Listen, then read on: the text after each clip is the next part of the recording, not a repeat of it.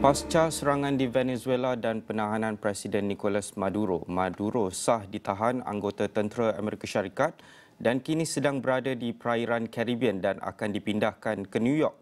Pengesahan tersebut dibuat Presiden Donald Trump dalam satu temubual bersama Fox News pada Sabtu.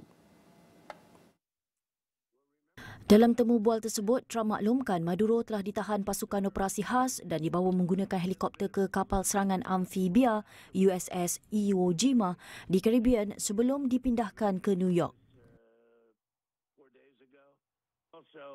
So are they taken to a ship first and then Yes, the Iwo Jima.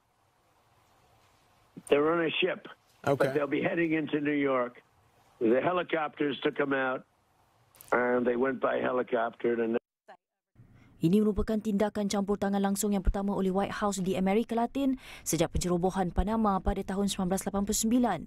Menurut laporan antarabangsa, nasib kerajaan pimpinan Maduro masih menjadi tanda tanya dan terus menjadi perhatian dalam minggu yang akan datang.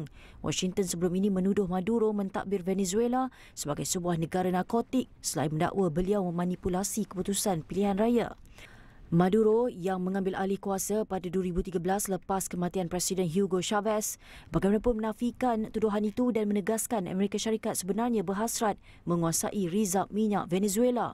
Situasi terkini dijangka mencetuskan ketegangan geopolitik baru di rantau Amerika Latin selain menimbulkan kebimbangan antarabangsa mengenai kestabilan dan kedaulatan Venezuela.